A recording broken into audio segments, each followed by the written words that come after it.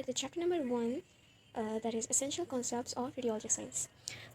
Actually मैं एक series upload करने जा रही हूँ उन चैप्टर्स की जो कि विश्वां की बुक में मौजूद हैं, जो कि रेडियोग्राफर्स के लिए, रेडियोलॉजिस्ट के लिए बहुत ज़्यादा हेल्पफुल है। तो हम इस फर्स्ट चैप्टर में डिफरेंट तरह के टॉपिक्स पढ़ने वाले हैं। इस वीडियो के अंदर हम पढ़ेंगे मैटर के बारे में, एनर्जी और उसके करंट्स के बारे में, और इलेक्ट्रोमैग्नेटिक एनर्जी के बारे में। सो फर्स्ट ऑफ ऑल हम देखते हैं मैटर क्या होता है। All things can be classified as matter और एनर्जी। हम अपनी वर्ल्ड में देखते हैं कि हमें जो भी चीज़ें नज़र आ रही हैं या तो वो मैटर है या तो वो एनर्जी है। और मैटर जो होता है वो क्या है? Matter is anything that occupies space and has a mass. Matter हर वो चीज़ है जिस जो कि जगह घेरती है और अपना वजन रखती है। हम मास के बारे में अगर हम बात करें तो मास इज मैटर की वो क्वांटिटी है जो किसी भी ऑब्जेक्ट के अंदर मौजूद होती है।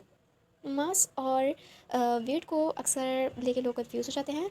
तो मैं इसका वाज़ह करती चलूँ कि मास जो है असल में एक मैटर की क्वांटिटी है, एक तादाद है जो ओवरऑल हम देखते हैं, जो वज़न है उसका, जैसे हम केजीज़ में मेजर करते हैं। जबकि वेट जो है वो असल में एक फ़ोर्स है जो किसी भी बॉडी पर एक्ट करती है ग्रेविटी की वजह से। ग्रेविटी की अगर हम बात करें तो बेसिकली ग्रेविटी वो फोर्स ऑफ अट्रैक्शन है जो कि दो बॉडीज़ को एक दूसरे के करीब अट्रैक्ट करती है।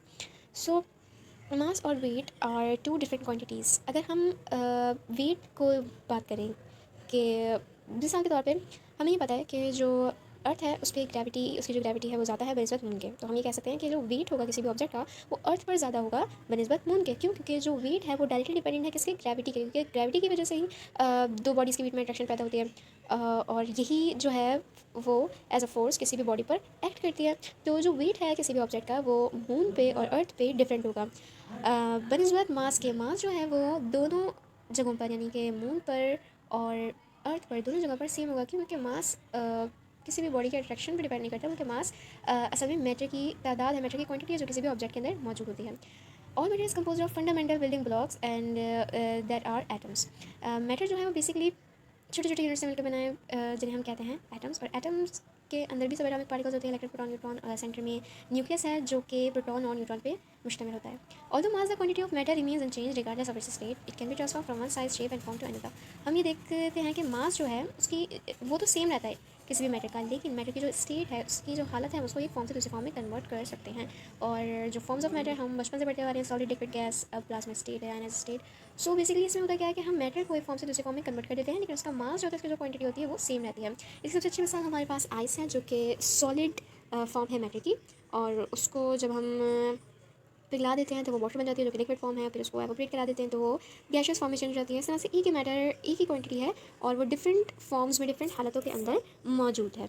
अब हम देखते हैं एनर्जी के बारे में। So energy is the ability to do work, यानी कि काम कराने के लिए जो हमें सलाहियत चाहिए उसको हम एनर्जी कहते हैं। वर्क से क्या मुराद है? यहाँ पे वर्क से मुराद यह है कि फोर्स लगने पर अगर बॉडी डिस्टेंस कवर करती है उसको ओवरऑल हम वर्क कहते हैं। कि फोर्स लगी किसी भी ऑब्जेक्ट पे और उस ऑब्जेक्ट ने कोई डिस्टेंस कवर किया तो हम ये कहेंगे कि ये फिनोमिना वर्क है। और इसी वर्क को करवाने के लिए हमें क्या चाहिए? एनर्जी चाहिए। रेडियोलॉजी में भी हम बिल्कुल एनर्जी का इस्तेमाल करते हैं, और जो बेसिक यूनिट हम इस्तेमाल करते हैं एनर्जी के लिए वो है हमारे पास electron volt. There different kind of energy: potential energy, kinetic energy, chemical energy, nuclear, thermal, electromagnetic and electrical. Potential energy की अगर हम बात करें तो बेसिकली ये वो एनर्जी है जो किसी भी ऑब्जेक्ट की पोजीशन की वजह से पैदा होती है। जितनी पोजीशन हाई उतनी ज़्यादा पोटेंशियल एनर्जी। काइनेटिक एनर्जी की हम बात करें तो it is energy of motion. ये वो एनर्जी है जो किसी भी मूविंग ऑब्जेक्ट के अंदर मौजूद होती है, उसको मूव कराने में हेल्प करती है। केमिकल एनर्जी की हम बात करें तो बेसिकली ये केमिकल रिएक्शंस के नतीजे में पैदा होती है, और ये हमारे लिए बहुत ज़्यादा इंपॉर्टेंट है हर लिविंग बीइंग के लिए, क्योंकि इसी की वजह से हम चल कर पा रहे हैं, बात कर पा रहे हैं। जो फूड हम इंटेक करते हैं उसमें से केमिकल एनर्जी को निकाला जाता है, और उसी को ही हम अपने नॉर्मल वर्क में का इस्तेमाल करते हैं। उसके बाद हमारे पास है न्यूक्लियर एनर्जी। न्यूक्लियर एनर्जी जो एटम है उसके सेंटर में जो न्यूक्लियस है उसमें जो मौजूद एनर्जी है वो न्यूक्लियर एनर्जी है, और इसको हम डिफरेंट न्यूक्लियर पावर प्लांट्स वगैरह में इस्तेमाल करते हैं। हम इस एनर्जी को कंट्रोल कर सकते हैं, इसका रिलीज और यूज़, और मुख्तलिफ़ तरह के जो प्लांट्स हैं वहाँ पे ये इस्तेमाल होती है, और यही वो एनर्जी है जो कि एटॉमिक बॉम्ब वगैरह में भी इस्तेमाल होती है। उसके बाद हमारे पास है थर्मल एनर्जी, जो कि बेसिकली मॉलिक्यूलर लेवल पे जो पार्टिकल्स मूव कर रहे होते हैं उनकी एनर्जी असल में थर्मल एनर्जी कहलाती है, जिसको हम हीट भी कहते हैं। हम ये कह सकते हैं कि मॉलिक्यूल्स की काइनेटिक एनर्जी है, और ये बिल्कुल रिलेटेड है टेम्परेचर के साथ। जितनी ज़्यादा मॉलिक्यूल्स वाइब्रेट करेंगे, वाइब्रेशन ज़्यादा होगी, उनकी थर्मल एनर्जी भी ज़्यादा होगी, और जिसकी वजह से जो वहाँ का दर्जा हरारत होगा या टेम्परेचर होगा वो भी ज़्यादा होगा। फिर हमारे पास इलेक्ट्रोमैग्नेटिक एनर्जी, से हम आगे पढ़ेंगे। हमारे पास है फिर इलेक्ट्रिकल एनर्जी। इलेक्ट्रिकल एनर्जी असल में वो इलेक्ट्रिसिटी है जो कि हमारे घरों में आती है, और ये काफ़ी ज़्यादा इंपॉर्टेंट है क्योंकि इसी से हमारे जो इलेक्ट्रिकल एपरेटस हैं वो सब वर्क करते हैं। इलेक्ट्रिकल एनर्जी की डेफिनेशन देखें तो असल में ये वो वर्क है जो कि इलेक्ट्रॉन करता है जब वो मूव करता है किसी भी वोल्टेज के थ्रू।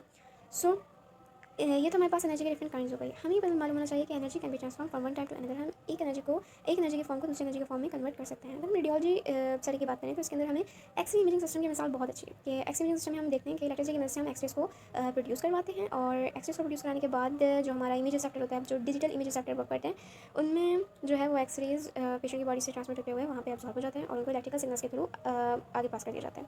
सो बेसिकली होता क्या है इसके अंदर इलेक्ट्रिकल एनर्जी को कन्वर्ट करते हैं हम इलेक्ट्रोमैग्नेटिक एनर्जी के अंदर, और फिर इलेक्ट्रोमैग्नेटिक एनर्जी को हम कन्वर्ट करते हैं दोबारा इलेक्ट्रिक सिग्नल्स के अंदर। ये वर्क हो रहा होता है इमेजिंग एक्सरे इमेजिंग सिस्टम के अंदर। सो हम यहाँ से ये देख सकते हैं कि एक एनर्जी को दूसरी एनर्जी में कन्वर्ट किया जा सकता है।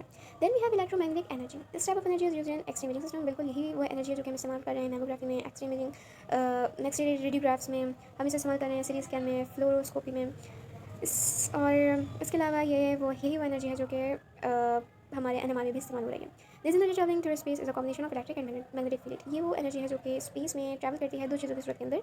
एक है इलेक्ट्रिक फील्ड और दूसरे हमारे पास magnetic field. X rays gamma rays जो है वो हमारे डिपार्टमेंट मतलब एक्सरेज जो है वो हमारे लिए तो इंपॉर्टेंट है क्योंकि ये डायग्नोस्टिक पर्पज़ के लिए यूज़ करते हैं। गामा रेज जो है वो हम मेनली थेरेपेटिक पर्पज़ के लिए इस्तेमाल करते हैं। ये इलेक्ट्रोमैग्नेटिक एनर्जी है ही। इसके अलावा हमारे पास रेडियो वेव्स हैं, माइक्रोवेव्स हैं, अल्ट्रावायलेट है, इंफ्रारेड है और विजिबल लाइट है। इन तमाम एनर्जीज़ में जो सबसे ज़्यादा मोस्ट इंपॉर्टेंट हमारे लिए है वो है एक्सरेज और गामा रेज। एक्सरेज जो है वो हम अपने डिपार्टमेंट में इस्तेमाल करते हैं रेडियोलॉजी में, और यही जो है वो आगे जाके हम देखेंगे कि यही एनर्जी रेडिएशन की सूरत में किस तरह दिखती है हमें। और जो है हम आगे इसी से रिलेटेड रेडिएशन से रिलेटेड मुख्तलिफ तरह के टॉपिक पढ़ेंगे। ये तो हमारा आज का लेसन कंप्लीट हो चुका है। अब हम मिलते हैं आपसे अगले लेसन में। Thanks for watching.